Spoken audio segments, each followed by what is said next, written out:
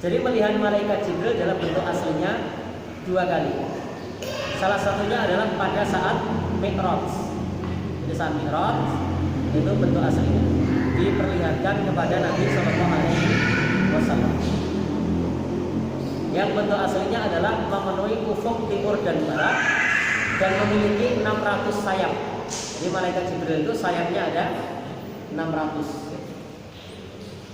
Di situ sayapnya tidak diceritakan bagaimana Nabi menghitung sayapnya 600. Tapi kita imani saja bahwa malaikat Jibril sayapnya ada 600. Kapan melihat yang kedua? Melihat yang kedua itu pada saat dulu menerima wahyu pertama ketika selepas turun dari Gua Hira. Jadi pada saat baru turun dari Gua Hira, pertama kan di Gua Hira malaikat Jibril dalam wujud seorang laki-laki yang tinggi hitam yang memegang badan Nabi. Badan Nabi dipegang di puncak-puncak. Lalu begitu Nabi Muhammad turun dari Gua Hira itu di atas, makanya turun. Begitu turun, lalu noleh ke atas. Nah, di situ melihat malaikat Jibril dalam bentuk aslinya memenuhi ufuk timur dan barat. Nah, hanya 2 kali saja. Jadi malaikat Nabi Sallallahu Alaihi Wasallam melihat malaikat Jibril hanya 2 kali saja dalam bentuk aslinya. Kalau dalam bentuk yang bukan asli sering, tapi dalam bentuk asli hanya 2 kali. Maka yang ada di surat An-Najm tentang melihat Allah itu tidak benar. Di surat An-Najm tentang melihat itu bukan melihat Allah. Jadi malaikat Jibril pada saat Mi'raj itu tidak melihat Allah. Lo kok ro'ahu? Ro'ahu di situ adalah melihat Jibril. Jadi ro'ahu di situ adalah melihat Jibril, bukan melihat Allah. Maka tidak benar kalau Nabi Muhammad pada saat Mi'raj itu melihat Allah. Pada saat Mi'raj Nabi Muhammad tidak melihat Allah. Jadi pada saat Mi'raj Nabi Muhammad itu melihat Jibril. Baik, jadi ini sekedar meluruskan ya bagian yang keempat ini. Lalu kapan Nabi melihat Allah? Apakah Nabi pernah melihat Allah? Jawabannya menurut Imam Ahmad, ya, Nabi melihat Allah tapi dengan fuad, dengan hati. Artinya hanya mimpi Nabi Sallallahu Alaihi Wasallam. Artinya hanya mimpi Nabi Sallallahu Alaihi Wasallam melihat Allah. Namanya ru'yatul fuad, melihat dengan hati. Belum pernah ru'yatul basar, melihat dengan mata. Jadi Nabi Muhammad belum pernah melihat Allah, ketemu Allah dengan mata itu belum pernah. Maka tidak benar kalau kemudian ke Sidratul Muntaha lalu melihat Allah, itu tidak benar. Saya ulangi lagi, itu tidak benar. Kenapa diulangi? Ini masalah kita. Adapun yang disebutkan oleh Allah di dalam Al-Quran itu adalah melihat malaikat Jibril. Adapun melihat wa anna Nabi sallallahu alaihi wasallam qad ra'a rabbahu. Nabi sallallahu alaihi wasallam sudah melihat Allah. Ini sudah maksud dari Rasul sallallahu alaihi wasallam dalam hadis yang sahih. Tetapi melihat di situ adalah ru'yatul fuad, melihat dengan hati, bukan ru'yatul ain, bukan melihat dengan mata. Maka Aisyah mengatakan, barang siapa yang mengatakan Rasul telah melihat Allah, maka dia telah berdusta. Kata Aisyah. Aisyah berkata, barang siapa yang mengatakan bahwasanya Rasul telah melihat Allah, maka dia berdusta. Berdusta. Karena Nabi melihat rohnya ini adalah dengan hatinya. Hatinya bukan dengan sebagaimana riwayat Ibnu Abbas bahwasanya Nabi melihat rohnya dengan hatinya 2 kali, bukan dengan kedua mata. Baik. Kenapa kok begitu? Karena tidak ada satupun makhluk di muka bumi ini yang kuat melihat Allah. Masih ingat bagaimana ketika Musa pada saat itu minta diperlihatkan Allah? Musa berkata kepada Allah, Rabbi arini, wahai Tuhanku, arini, bukan nama orang ya, Arini itu tunjukkan kepadaku. Arini itu tunjukkan kepadaku. Rabbi arini anzur ilaik. Aku ingin melihatmu. Tuhanku tunjukkan kepadaku, aku ingin melihatmu. Maka kemudian apa jawaban Allah? Unzur ilal jabal. Lihatlah ke gunung itu. Fa in istaqarra makanahu fasawfa tarani. Kalau gunung itu masih kokoh di tempatnya, maka kamu akan melihatku. Maka pada saat itu ketika Allah berfirman seperti itu, secepat kilat gunung itu meletus.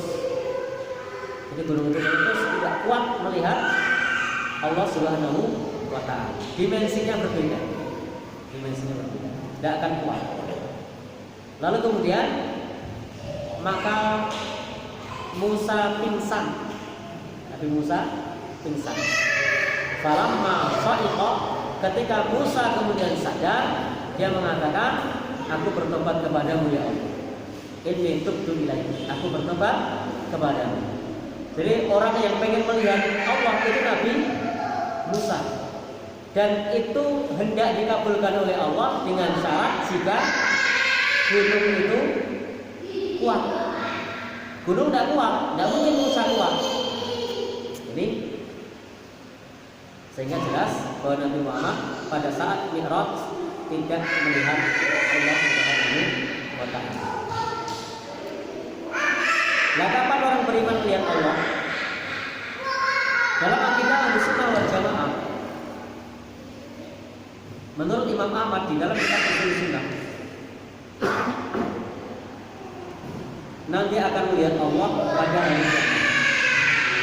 Nanti bisa dilihat di surat Al-Qiyamah ayat 22 dan 23. Wujuhu yawma idzin nadhirah ila rabbiha nadhirah. Wajah-wajah orang-orang beriman pada hari itu berseri-seri kepada Tuhannya mereka melihat. Tentang melihat Allah, ini kajiannya bisa 1 jam sendiri, maka tidak akan kita bahas. Kita langsung ke poin berikutnya. Maka sampailah Nabi Shallallahu Alaihi Wasallam di Sidratul Muntaha. Sidroh, apa artinya sidroh? Sidroh itu pohon. Apa artinya muntaha? Muntaha itu mentok. Mentok. Ini jalan, mentok.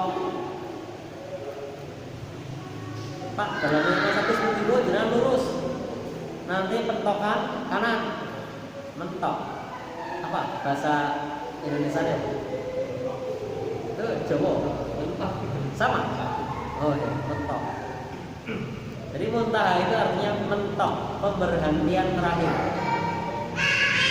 Tidak ada lagi di atas, mentok. Itu namanya muntah. Maka jangan nanti kalau ketemu orang Arab, ngomong aja, muntaha, mentok. Muntah. Nah, di Sidratul Muntaha, Nabi Shallallahu Alaihi Wasallam mendapatkan perintah dari Allah Subhanahu Wa Taala agar kita sholat 5 waktu. Agar kita sholat 5 waktu. Baik. Di sini juga menunjukkan bahwasanya akidah Ar-Rahmanu 'alal 'arsy istawa yang dituduh Mujassimah itu benar. Kenapa benar? Karena di situ disebut Mi'raj dan disebut Muntaha. Bahwasanya kalau ditanya di mana Allah, kemudian dijawab di atas, itu tidak salah.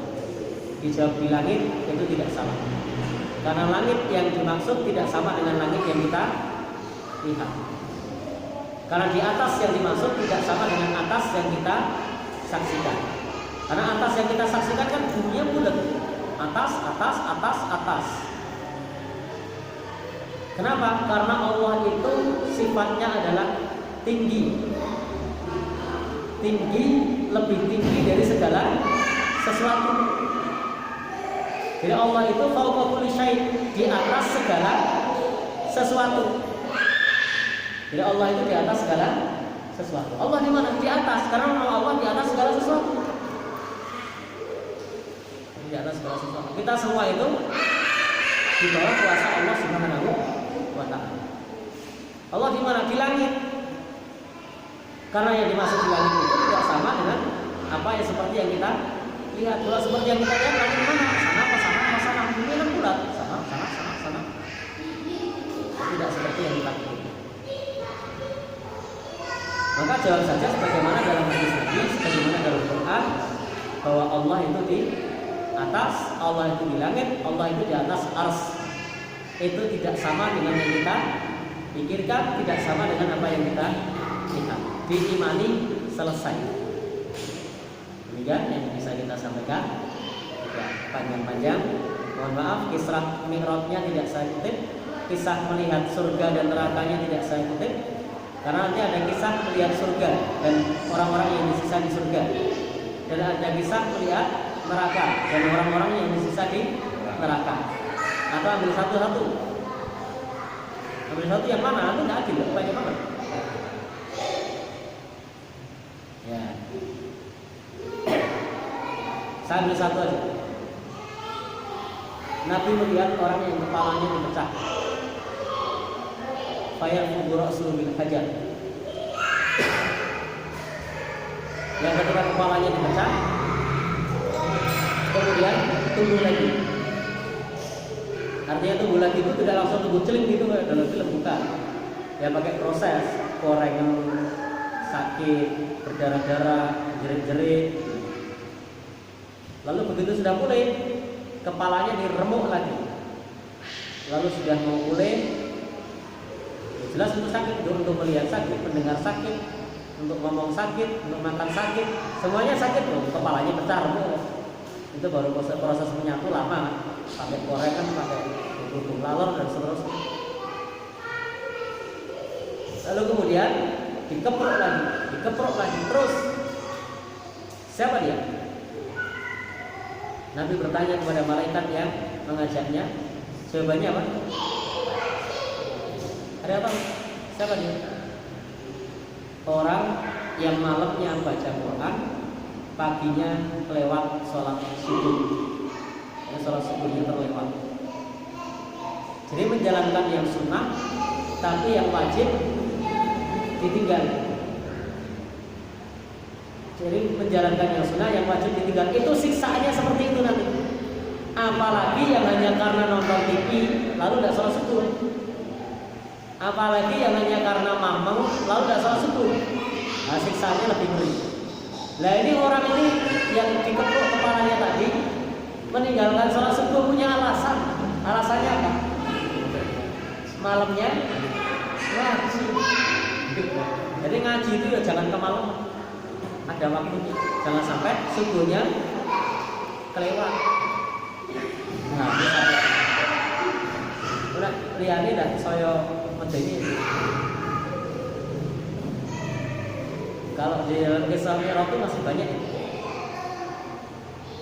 Atau kita balik lagi. Sampai jam berapa? Cukup ya? Baik. Kalau mau ditambahin lagi, saya masih punya 14 kisah itu. 7 kisah surga, 7 kisah neraka. Baik, lalu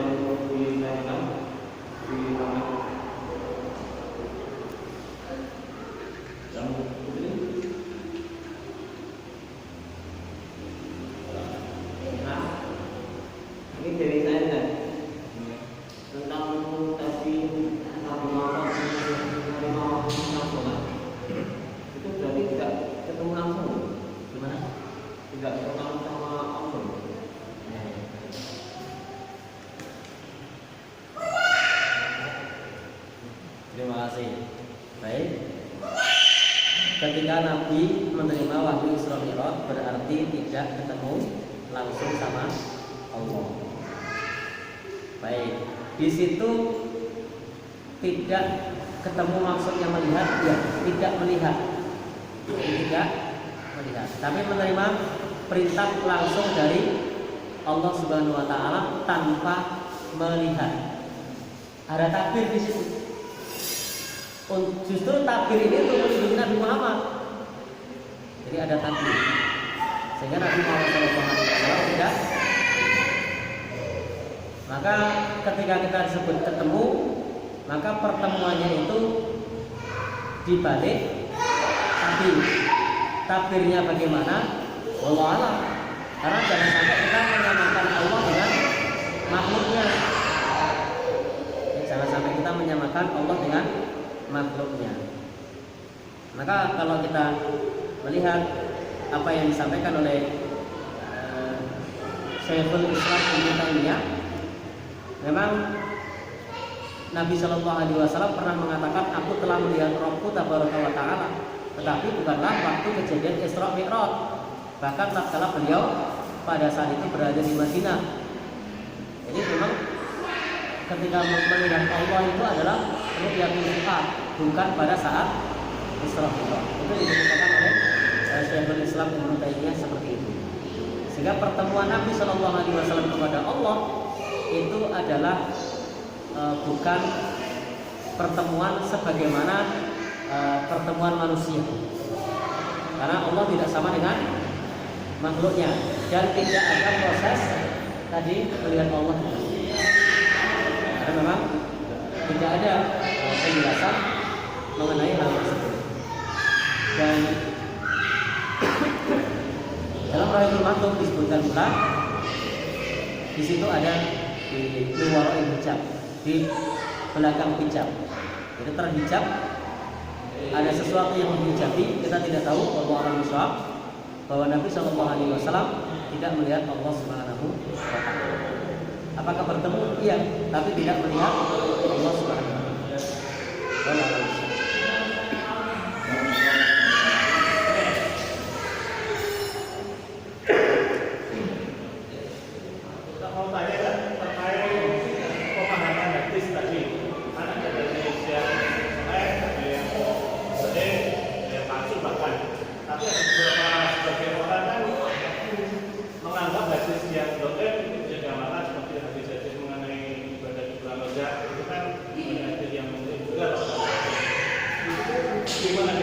Kita kan tahunya ini yang mengeluarkan aksen misalnya, itu dianggap saya mengikuti yang itu, tapi sebagian mereka kan bukan warga misalnya, itu kan menganggap hadis bukan hanya hadis yang mengenai rojak, tapi yang lain juga.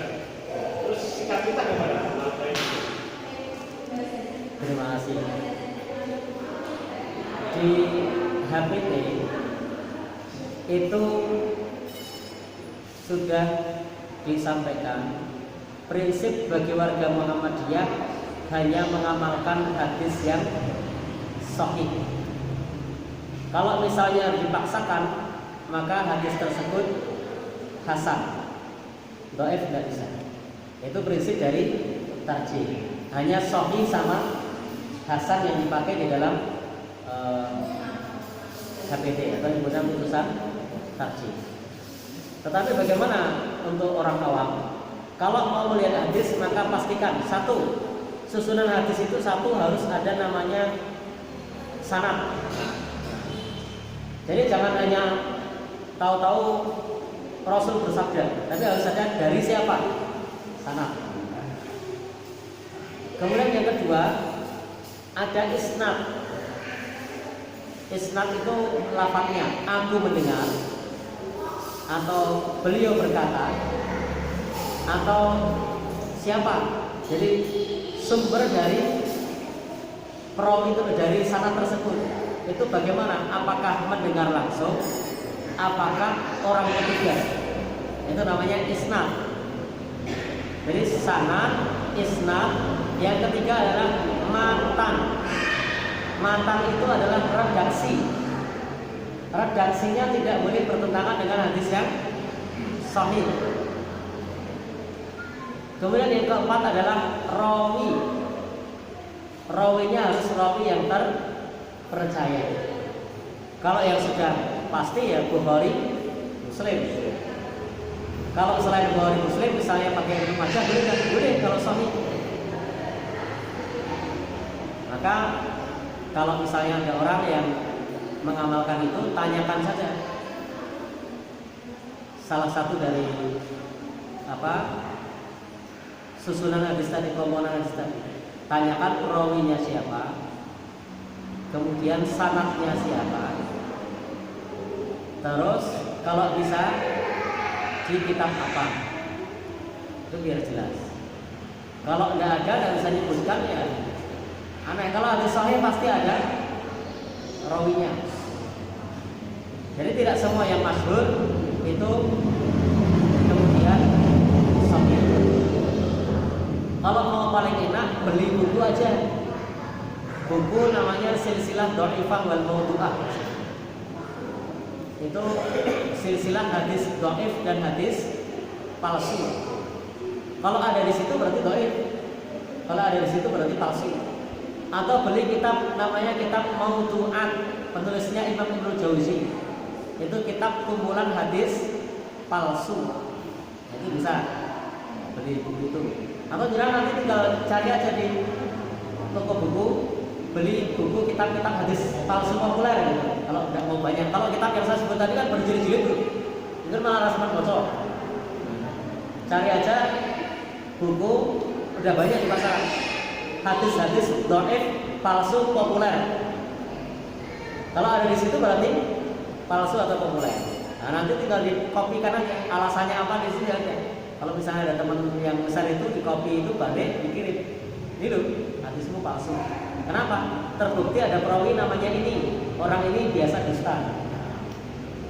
Palsu kenapa? Orang ini dengan orang ini tidak sejaman. Tidak mungkin ketemu kok bisa ngomong. Saya berkata, suatu saat ketika saya ketemu Kiai Haji Ahmad Dahlan, orang mungkin kok tetap palsu itu, nggak mungkin saya benar. Dilihat telusuri, oh Mujiman hidupnya lahir tahun 1900, hidup tahun 2000, Kiai Haji Ahmad Dahlan tahun 1000 sekali. Ini bohong, nggak nyampe, terpaut 100 tahun ini.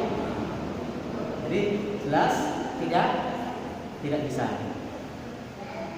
Maka dengan adanya penelusuran sanad itu namanya kalau di bangku kuliah takhrij hadis. Itu nanti kita ketahui bahwa hadis itu palsu atau dhaif. Nah, sikap kita bagaimana? Ya tolak. Kalau orang di luar Muhammadiyah mau pakai itu, monggo. Tapi teman-teman perlu dakwah, perlu menyampaikan. Tugas kita kan cuma menyampaikan. Diterima monggo, tidak ya monggo. Ditompo alhamdulillah, ora ya wis. Jangan sampai ora ditompo terus malah untung, jangan. Tugas kita cuma menyampaikan. Sampaikan aja, nanti sampai. Di bulan Ramadan tuh banyak tuh hadis dhaif.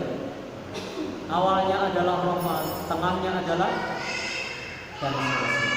Maghfirah, akhirnya adalah palsu. Dan banyak lagi hadis palsu di bulan Ramadan. Tidurnya orang yang berpuasa adalah ibadah, itu palsu. Itu mah terkenal. Sehingga kalau Ramadan udah turun, itu hadis palsu. Ada lagi al-bajinjan dawa akulah syai', terong adalah obat dari segala obat. Itu ya, mangan terong terus ya mah ramaan. Gimana Pak? Lemes. An-nadhafatun minal iman, itu maftudat, bukan hadis. Jadi banyak yang hadis, bukan hadis dikira hadis. Apalagi hubbul watani minal iman, itu bukan hadis. Itu perkataan Imam Ibnu Rajab Al-Hambali. Apalagi banyak man arada dunya fa alaihi bil ilmi. Itu perkataan Imam Syafi'i. Apalagi banyak malid dunya kata annaka tamutu goda, kata annaka ta'isu abadan. Itu perkataan Ibnu Umar, bukan hadis. Barang siapa yang beramal hari ini lebih baik dari hari kemarin, lebih buruk misalnya. Itu perkataan sahabat Ali. perselisihan umatku adalah rahmat misalnya, itu juga bukan hadis. Banyak sekali perkataan sahabat dianggap hadis, perkataan ulama dianggap hadis itu banyak. Karena tadi kita tidak selektif terhadap tadi, pastikan ada sanad, isnad, matan, rawi. Insya Allah aman. Satu lagi tambah sumbernya misalnya kitabnya, itu aman. Tapi tidak usah, kitabnya tidak perlu. Pokoknya ada sanad, isnad, matan, rawi. Kalau ada lagi bagusnya tahqiq.